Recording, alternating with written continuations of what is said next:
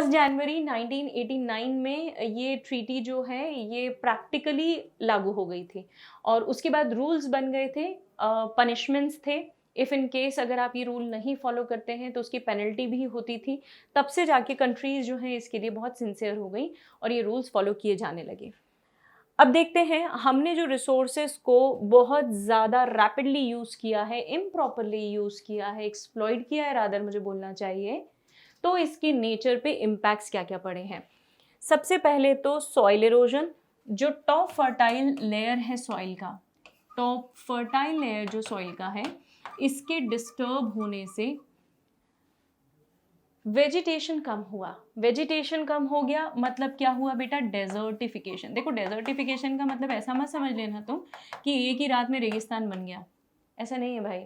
Desertification का मतलब है पूरी ज़मीन फर्टाइल थी लेकिन पैचेस डेजर्ट में कन्वर्ट हो गए। जैसे आप महाराष्ट्र रीजन अभी देख लें, इंडिया में महाराष्ट्र में कुछ रीजन्स ऐसे हैं जो डेजर्टिफाई हो रहे हैं।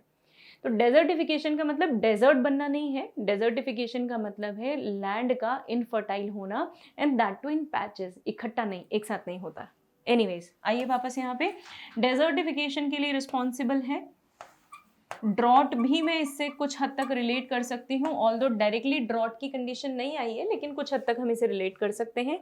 और इसके कॉजेस क्या हैं, तो पहला कॉज ओवर कल्टिवेशन। हमने पता है क्या किया है, ओवर कल्टिवेशन, जैसे शीप्स को ग्रेज करवाने के लिए, काउस को ग्रेज करवाने के लिए हम इन्हें कई ऐसी लैंड पे जहाँ पे छोटा मोटा वेजिटेशन है हम इन्हें छोड़ देते हैं। वहाँ पे ओवर ग्रेजिंग के कारण क्या होता है, जो प्रोपेग्यूल्स हैं, राइट, जो रिप्रोडक्टिव प्रोपेग्यूल्स हैं वो प्रोपेग्यूल्स भी ख़त्म कर देते हैं। भाई इन्हें तो खाने से मतलब है ना, तो इन्हें क्या लेना देना, आगे नेक्स्ट जो सीज़न है उसमें क्रॉप आएगी कि नहीं आएगी, इन्हें उससे कोई मतलब नहीं है, इज़न्ट इट। तो इसीलिए यहाँ पे इनके ओवर ग्रेजिंग को हमने कंट्रोल करने की कोशिश की, इसलिए रेस्ट्रिक्टेड एरियाज बनाए गए जहाँ पे सिर्फ ग्रेजिंग अलाउड थी, उसके अलावा आप कहीं भी कैटल्स को ग्रेज नहीं करवाएंगे, neither sheeps nor cattles, right. So over grazing was controlled which was one of the reason. Deforestation को रोका गया, बेटा इससे रिलेटेड एक जूम कल्टीवेशन है, मैं बताती हूँ अभी आपको थोड़ी देर में। और पुअर इरिगेशन प्रैक्टिसेस, जहाँ कहीं पे आप बहुत प्रॉपरली वाटरिंग नहीं कर पा रहे हैं, याद कीजिए एल नीनो इफेक्ट हमने पढ़ा था, है ना। एल नीनो इफेक्ट में 4 से 5 साल बाद इंडिया में सूखा पड़ता है, सूखा मतलब नियर बाय ड्रॉट कंडीशंस पड़ती हैं, वो एल नीनो इफेक्ट के कारण है। बस जिस साल वो कंडीशन आपके यहाँ आ गई उस साल आपके पास टोटल वाटर की अवेलेबिलिटी कम होगी, इसीलिए वाटर हार्वेस्टिंग सिस्टम लॉन्च किए गए, राइट। क्योंकि यहाँ का ग्राउंड वाटर तो यहीं रहने वाला है, लेकिन एल नीनो इफेक्ट कहाँ से हो रहा है, सदर्न अमेरिका से। तो वहाँ की चीज़ें तो आप कंट्रोल नहीं कर सकते, लेकिन यहाँ के पानी को तो आप यहीं ज़मीन में डाल सकते हैं, राइट। तो ये पुअर इरिगेशन प्रैक्टिसेस को हमने रेन वाटर हार्वेस्टिंग से रिप्लेस किया, डिफॉरेस्ट्रेशन को रिफॉरेस्ट्रेशन से रिप्लेस किया, फ्रीली कैटल्स को छोड़ देने का और फिर उनको ग्रेस करवाने देना, इन चीज़ों को हमने कंट्रोल किया, रिस्ट्रिक्टेड जोन्स बनाए गए। तो इन सारे कॉजेस को हमने नलिफाई किया, न्यूट्रल किया। अब अगर एक दूसरा कॉज, दूसरा रीज़न में सोचूं तो वाटर लॉगिंग मेरे पास एक बहुत बड़ी समस्या हो गई।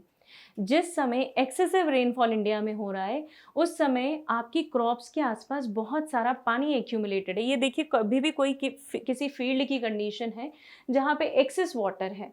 अब मुझे एक्सेस वाटर होने से प्रॉब्लम्स क्या होंगी, मुझे मतलब प्लांट्स को क्या प्रॉब्लम्स होंगी।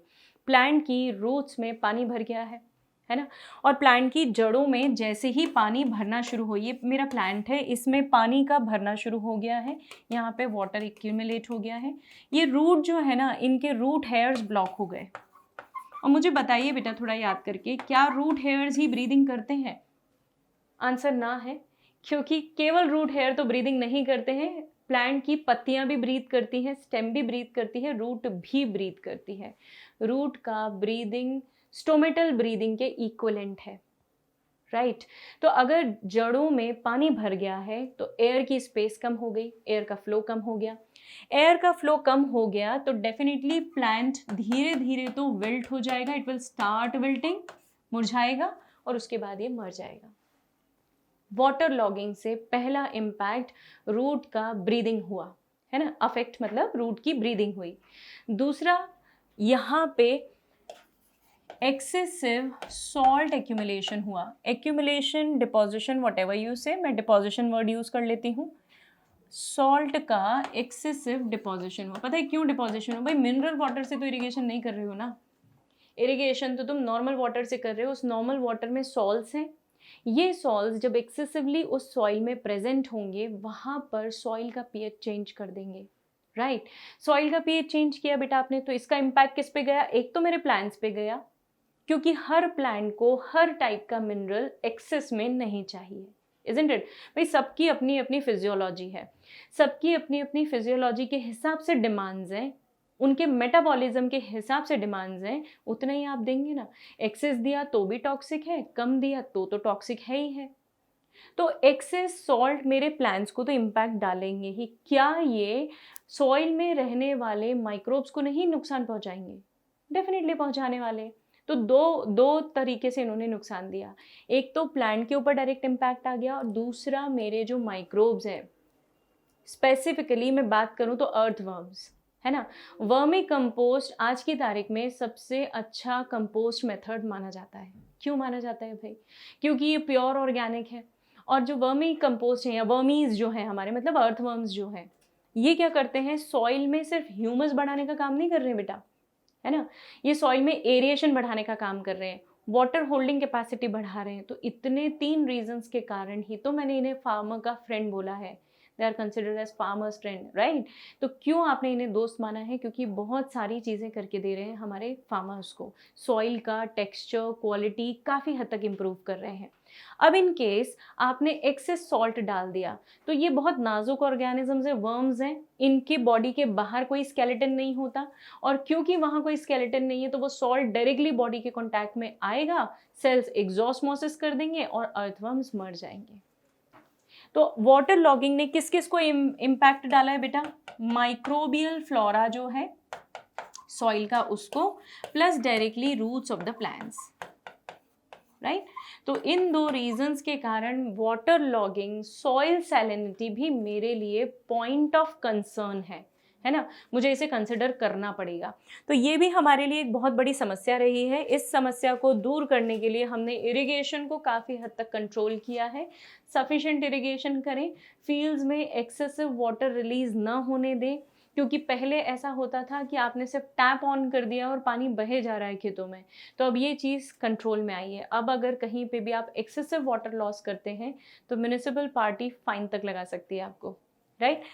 ये हो भी रहा है, ये भी आज की तारीख में ये एप्लीकेबल है, राइट।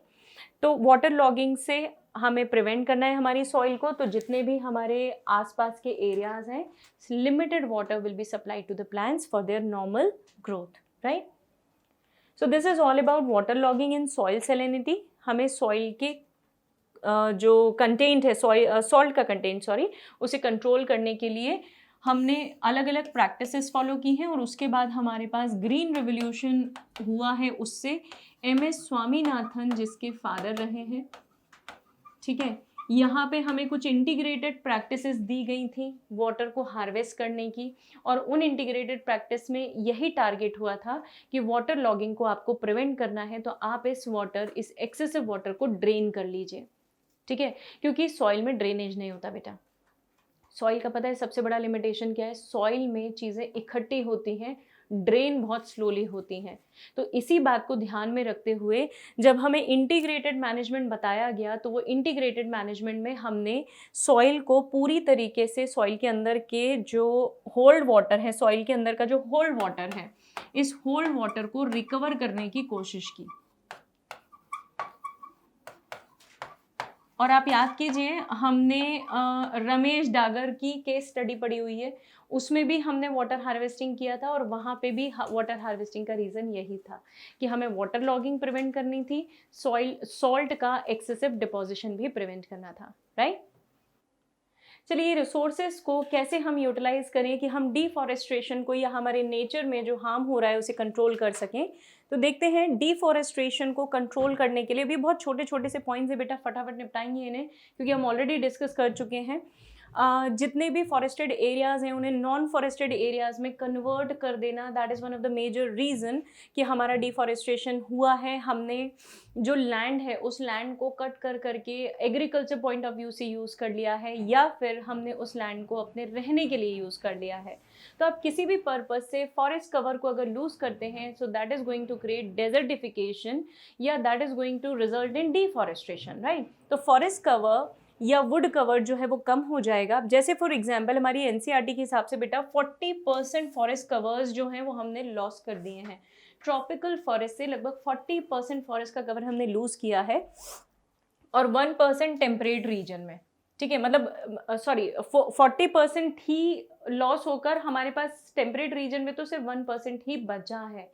मतलब आप इमेजिन कर सकते हैं बेटा कि हमने कितनी सारी लैंड को कन्वर्ट कर दिया है इनटू व्हाट शुड आई से, into a habitat, into a specific habitat जहाँ पे लोग रहने लगे हैं, और आपने वुड कवर जो है वो लेस कर दिया है। ये डाइवर्सिटी को भी अफेक्ट कर रहा है, ये एनिमल्स को भी अफेक्ट कर रहा है। हमें तो शायद डायरेक्टली नहीं कर रहा है क्योंकि हमने तो उस ज़मीन पे घर बना के रहना शुरू कर दिया है, बट वाइल्ड एनिमल्स जिनका वो नेचुरल हैबिटेट था उनका वो हैबिटेट छिना है, राइट। अब जैसे एक नेशनल फॉरेस्ट पॉलिसी 1988 में डेवलप की गई, जहाँ पे उन्होंने रेकमेंड किया है कि 33% जो है वो हमारे पास फॉरेस्ट होने चाहिए प्लेन्स पे, है ना, क्योंकि प्लेन्स पे आप रह सकते हैं, और प्लेन्स पे इतना परसेंट अगर फॉरेस्ट रहा तो नेचुरल कैलामिटीज़ के केसेस कम ही रहेंगे। लेकिन अगर आप किसी हिल स्टेशन की बात करें तो हिल स्टेशन पे लगभग इसका दुगना फॉरेस्ट कवर होना चाहिए। मतलब 67% पार्ट मेरे पास लैंड का होना, सॉरी फॉरेस्ट का होना चाहिए, कहाँ पे, हिल स्टेशंस पे, और 33% पार्ट लैंड का मेरे पास कहाँ होना चाहिए, प्लेन्स पे, इजंट इट। अब ये आपके दिमाग में आ रहा होगा भाई हिल स्टेशंस पे इतना ज़्यादा लैंड कवर क्यों? क्योंकि बेटा उन जगहों पर लैंडस्लाइड्स के केसेस बढ़ जाते हैं अगर आपने जंगल वहाँ पे कम रखे तो, ओके क्योंकि वो लंबे लंबे पेड़ हैं, टॉल ट्रीज़ हैं, वो टॉल ट्रीज़ की जड़ें भी बहुत डीप हैं, डीप रूट्स होने के कारण वो सॉइल को बहुत लंबे समय तक होल्ड करके रखती हैं। और बस यही कारण है कि वहाँ से अगर तुमने फॉरेस्ट को, सॉरी ट्रीज़ को कट किया ना, फॉरेस्ट को डिफॉरेस्टेशन में लेके गए, तो वहाँ पे होल्ड करके रखने वाला कोई नहीं बचेगा, है ना। और बहुत तेज़ी से लैंडस्लाइड्स होंगे। आप देखिए ना अभी जो एवलांचेस हो रहे हैं, आप उत्तराखंड में देखें, वहाँ पे ये नेचुरल कैलामिटीज़ इतनी क्यों बढ़ गई हैं, उसका रीज़न ही यही है, ह्यूमन इंटरवेंशन हो गया, और ह्यूमन इंटरवीन के कारण ये सारी एक्टिविटीज़ बढ़ने लग गई। और बस इसीलिए हमारे यहाँ पे जो ड्रॉट और अनइवन रेनफॉल के पैटर्न्स हैं वो इसीलिए बढ़ गए हैं, राइट। सो ये नेशनल फॉरेस्ट पॉलिसी हमें फॉलो करनी चाहिए, जो हम नहीं फॉलो करते हैं। कॉजेज़ क्या हैं डिफॉरेस्टेशन के? तो ट्रीज़ को हमने वुड के लिए, टिम्बर के लिए, कैटल रैंचिंग के लिए, मेडिसिनल इंडस्ट्रीज़ को देने के लिए बहुत अलग अलग रीज़न से हमने इन्हें फॉल डाउन किया है, एक्स किया है। इसके अलावा हमने रिक्रिएशन पॉइंट्स भी क्रिएट किए हैं। हर कोई यहाँ से निकलकर जंगल में ही जाना चाहता है। हमारे वहाँ पे एंट्री के कारण वहाँ के एनिमल्स डिस्टर्ब होते हैं। हमारे वहाँ पे पहुँचने के कारण हम में ग्रीड भी बढ़ता है ना। हम जब वो सारे रिसोर्सेस उनके प्रिस्टाइन फॉर्म में देखते हैं तो हमें ऐसा लगता है ये हम भी ले लें, हम भी ले लें, और उसी चक्कर में हम यहाँ हमारी सिटीज़ में आकर उन्हें कट डाउन करने की पॉलिसीज़ या प्लान्स बनाते हैं, which is illegal, quite illegal, right. तो ये सारे केसेस, सॉरी ये सारे कॉजेज़ जो हैं ये मेरे डिफॉरेस्टेशन के लिए रिस्पॉन्सिबल हैं। उनमें से एक मेजर कॉज है विच इज़ स्लैश बर्न और झूम कल्टीवेशन, है ना। ये थोड़ा सा समझने लायक चीज़ है। हालांकि ये प्रैक्टिस मॉडर्न प्रैक्टिस नहीं है, ये पुरानी प्रैक्टिस है।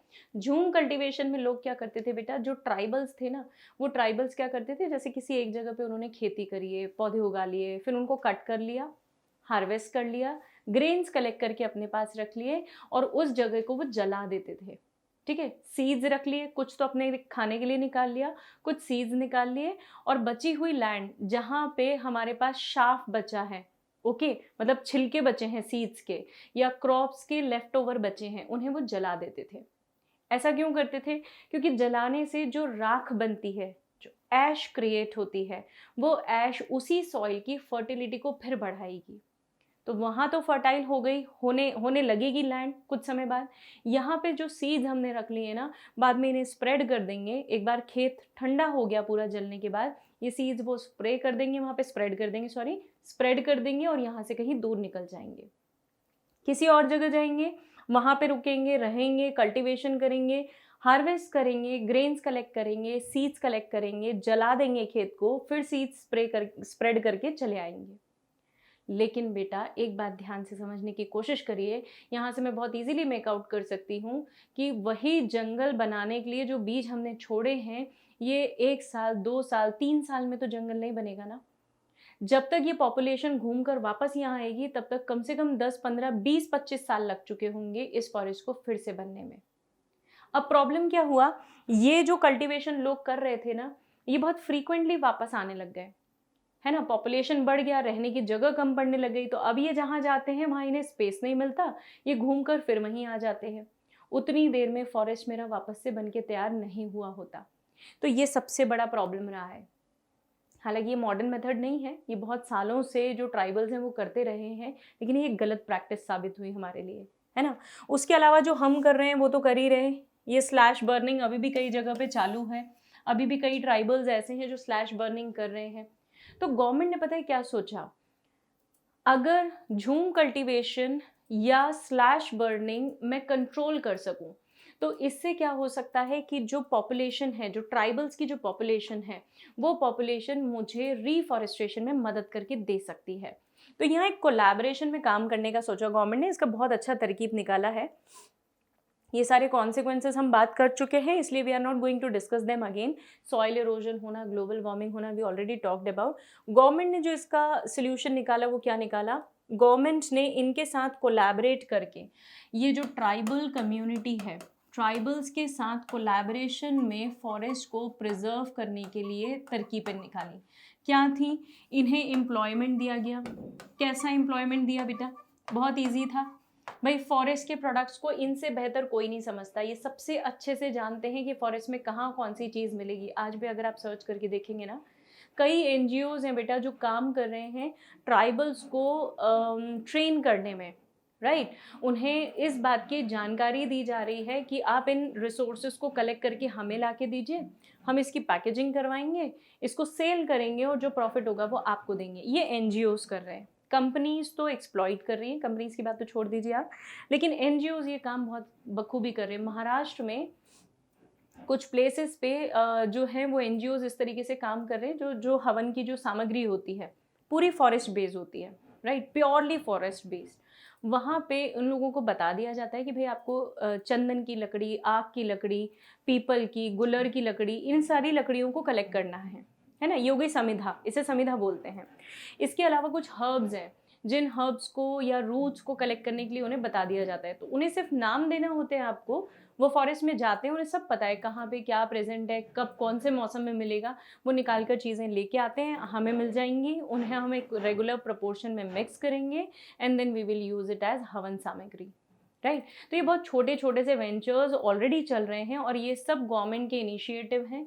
गवर्नमेंट ऐसे NGOs को बहुत जल्दी एफिलिएशन दे के फाइनेंशियल सपोर्ट देती हैं जो ट्राइबल कम्युनिटी को लेकर काम करना चाहते हैं, राइट। बेस आपको समझ में आ गया होगा, क्या रीज़न है, क्या बेस है, वो यही है कि इन्हीं की मदद से हम फॉरेस्ट को रिकवर करने की कोशिश कर रहे हैं। तो रीफॉरेस्टेशन में मुझे सबसे ज़्यादा हेल्प करने वाली कम्युनिटी अगर कोई है तो वो ट्राइबल कम्युनिटी है, राइट। स्लैश बर्न एग्रीकल्चर को काफ़ी हद तक कहना चाहिए डी प्रमोट किया गया है। गवर्नमेंट ने इस चीज़ को फार्मर्स को बहुत क्लियरली मैसेज दिया हुआ है कि अगर आप ये प्रोसेस स्टॉप कर दें तो हो सकता है कि आपके फील्ड की जो फर्टिलिटी है ना वो काफ़ी बढ़कर आएगी। और फील्ड की फर्टिलिटी अगर अच्छी रही तो इससे हमें बेनिफिट क्या होगा, रीफॉरेस्टेशन जो है वो बहुत जल्दी होगा, या ज़मीन की फर्टिलिटी अच्छी रही तो रीफॉरेस्टेशन सबसे ज़्यादा यूज़ होगा। अगर if in case slash burning से आप ऐश जनरेट भी कर रहे हैं तो इसे मिक्स कर दें वहीं की सॉइल में, राइट।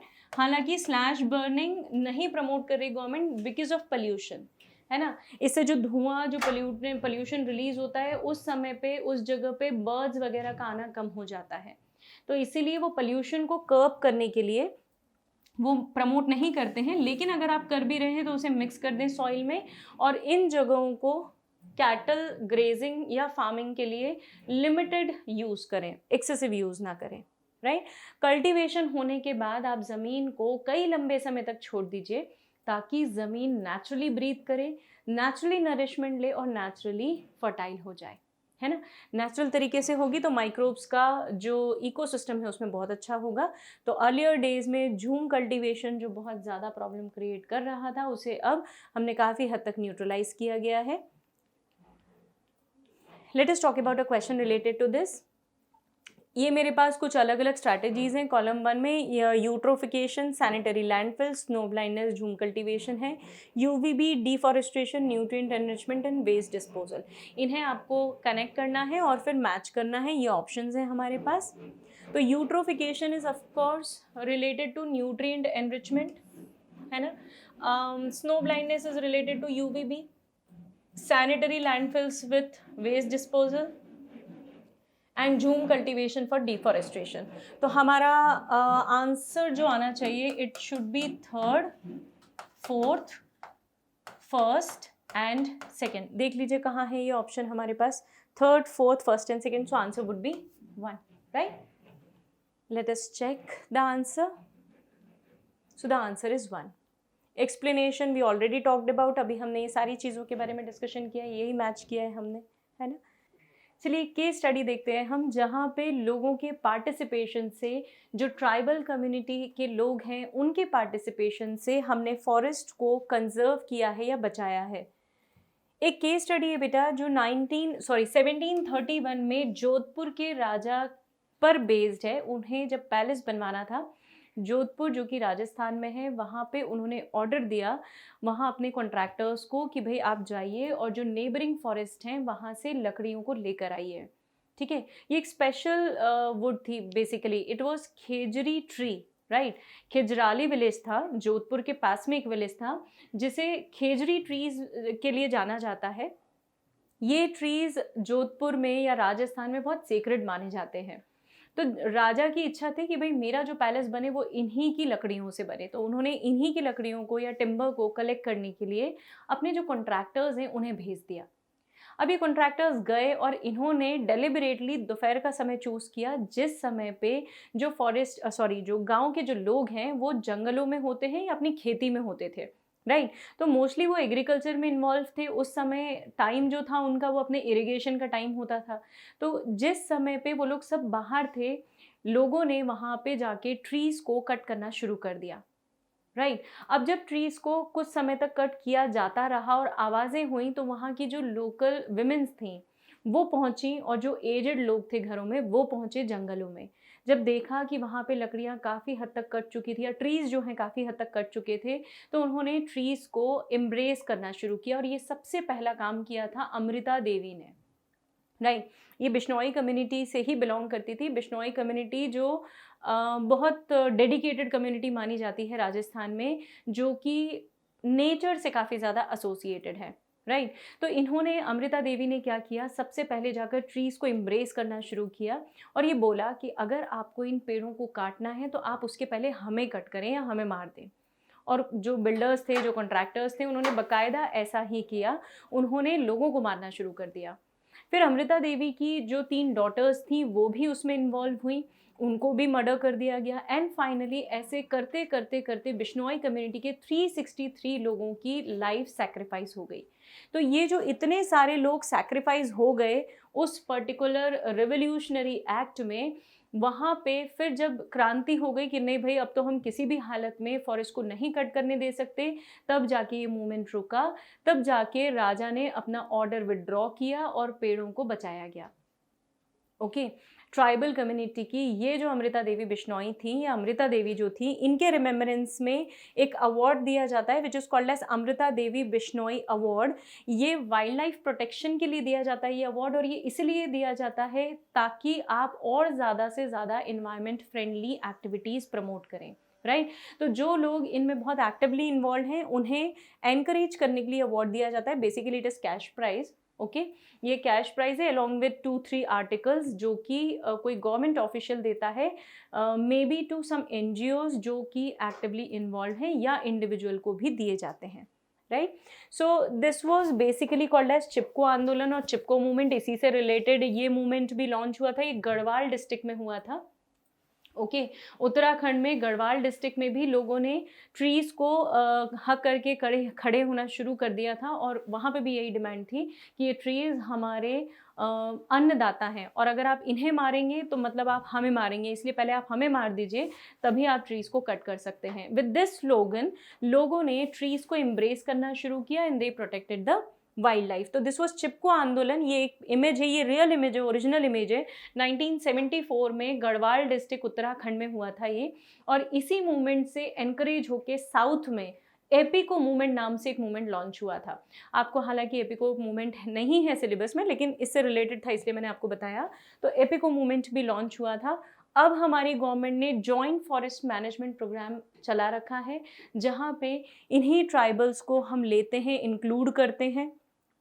पहले तो इन्हें फॉरेस्ट से रिलेटेड एक्टिविटीज़ समझाई जाती हैं, सिखाई जाती हैं, इन्हें अवेयर किया जाता है, ताकि ये लोग जो हैं एक्टिव पार्टिसिपेशन शो करें, और उसके इन टर्न उन्हें वेजेस मिलती हैं, है ना, तनख्वाह मिलती है, और उसके अलावा उन्हें एम्प्लॉयमेंट मिलता है। तो ये प्रोडक्ट्स को बना बना के बेचते हैं, इसलिए इसे हम जॉइंट फॉरेस्ट मैनेजमेंट बोलते हैं। 1980 से चला आ रहा है ये, जहाँ पे गवर्नमेंट और लोकल लोग जो हैं ये दोनों मिलकर क्लोजली एसोसिएटेड काम करते हैं। और कुछ प्रोडक्ट्स जो फॉरेस्ट में बहुत कॉमन है, जैसे fruit, gum, rubber, latex, resin, medicinal herbs हैं। कई प्लांट्स ऐसे हैं जिनकी जड़ें बहुत अच्छी मेडिसिन का सोर्स हैं। इन सब को कलेक्ट किया जाता है, इन्हीं के थ्रू कलेक्ट किया जाता है, और इन्हीं के थ्रू फिर इसका सप्लाई भी किया जाता है। So this is all about this chapter tough नहीं है, लेकिन इम्पॉर्टेंट है। इसमें ज़्यादा मेजरली आपको मूवमेंट्स और केस स्टडीज़ ध्यान रखनी है। एग्जाम के पॉइंट ऑफ व्यू से 1 से 2 नंबर के क्वेश्चंस आते हैं। मेजरली नीट में इकोसिस्टम यूनिट में यहाँ से अगर क्वेश्चन आएगा तो 1 मार्क का आएगा, राइट।